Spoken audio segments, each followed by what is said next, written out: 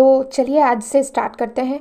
जो class 12th का board examination होने वाला है 2024 यानी 2024 में, उसके लिए हम लोग अभी से तैयारी करना स्टार्ट कर देते हैं। मतलब तैयारी तो शुरू से ही हो जाता है जब आप क्लास में पहुंचते हैं, लेकिन एग्ज़ाम जब पास आता है तो उसके लिए हमें कुछ बेहतर प्रिपरेशन की ज़रूरत होती है। तो मैं इस वीडियो सीरीज़ में उन सारे क्वेश्चन को टारगेट करने वाली हूं जो बहुत बार पास्ट ईयर पेपर में पूछा गया है। तो आप इस सीरीज़ को देखकर इसका बेनिफिट उठा सकते हैं। तो सबसे पहला वीडियो है ये। तो सबसे पहला वीडियो है ये जिसमें है गुलाम का नियम। तो देखिए ऑब्जेक्टिव पैटर्न है, यानी टर्म 1 में कुछ ऐसे चैप्टर है जो ऑब्जेक्टिव में पूछा जाएगा, कुछ ऐसे चैप्टर है जो सब्जेक्टिव में पूछा जाएगा, ठीक है। लेकिन आपको ऑब्जेक्टिव बनाने के लिए सब्जेक्टिव पढ़ना पड़ेगा, क्योंकि हो सकता है उसमें आपको फॉर्मूला पूछ ले, तो आप एक बार थ्योरी जरूर आपको पढ़ना है। तो अगर गुलाम का नियम बहुत बार पास्ट ईयर पेपर में पूछा है तो इससे रिलेटेड अगर ऑब्जेक्टिव होना होगा तो ऑब्जेक्टिव ऑब्वियसली होगा शायद, तो ऑब्वियसली होगा, तो इससे टॉपिक से आएगा। तो आपको ये थ्योरी भी पढ़ना है। तो ऐसे करके आपको स्किप नहीं करना है कि ये तो सब्जेक्टिव है, इसको स्किप कर देते हैं, ठीक है। तो पहले ही मैं आपको क्लियर कर रही हूँ यहाँ पे। तो सबसे पहले हम लोग क्या करते हैं, इसका स्टेटमेंट पढ़ लेते हैं कि गुलाम का नियम क्या है, ठीक है। तो चलिए जल्दी से इसका स्टेटमेंट पढ़ते हैं। सो गुलाम के नियम के अनुसार दो स्थिर बिंदु आवेशों के मध्य लगने वाला विद्युत बल दोनों आवेशों के गुणनफल के क्या होगा, समानुपाती, तथा उनके बीच की दूरी के वर्ग के वर्ग के व्युत्क्रमानुपाती होता है, एवं दोनों आवेशों को मिलाने वाली रेखा के अनुदेश कार्यरत रहता है। तो आप इसको नोट डाउन कर लीजिए। तो यहाँ पर देखिए इसका डायग्राम मैंने यहाँ पर बनाया हुआ है। स्थिर आवेश की बात हो रही है। स्थिर आवेश मतलब ऐसे चार्जेस जो एकदम स्थिर हो, जो एकदम आप कह सकते हैं कि जो अपना पोजीशन ना चेंज करे, ठीक है, उसी पे ये लॉ लागू होता है। तो यहाँ पर आप देख सकते हैं दो स्थिर आवेश हैं यहाँ पर Q1 और Q2, और वो कितने दूरी पर है, r स्मॉल r दूरी पर, ठीक है।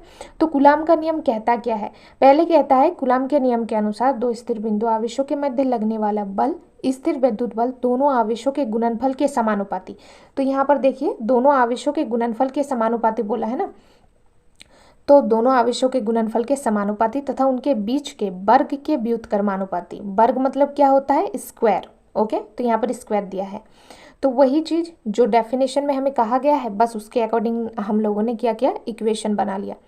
अब पहले को इक्वेशन 1 दे दिया, दूसरे को इक्वेशन 2 दे दिया, ठीक है।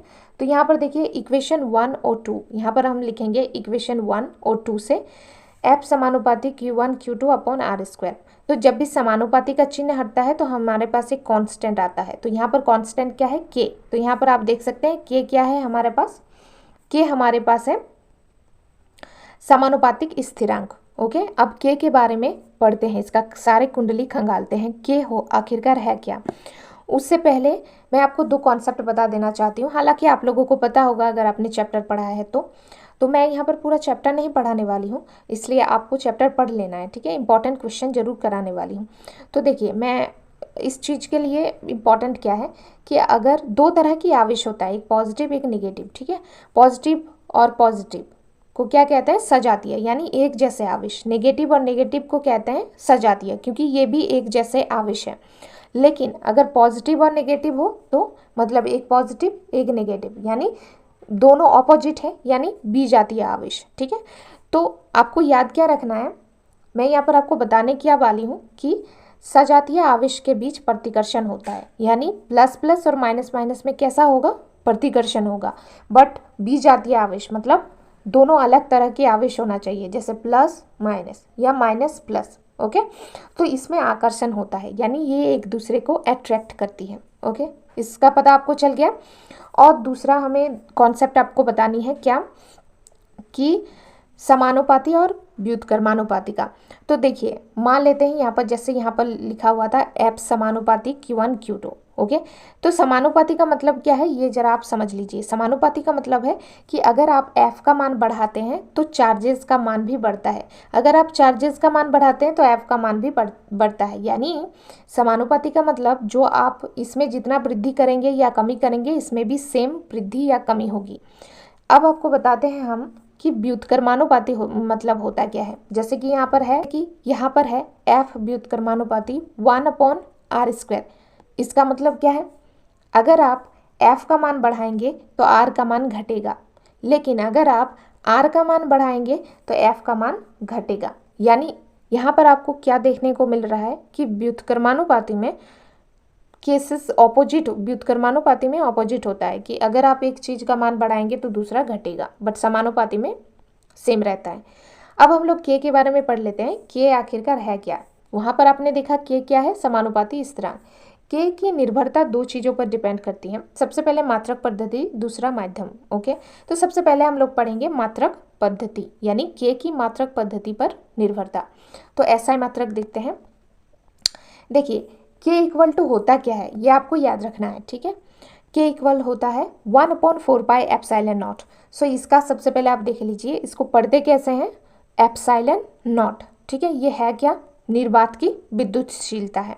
और इसका मान क्या होता है, ये भी आपको साथ में याद रखना है। इसका मान होता है 8.85 × 10⁻12।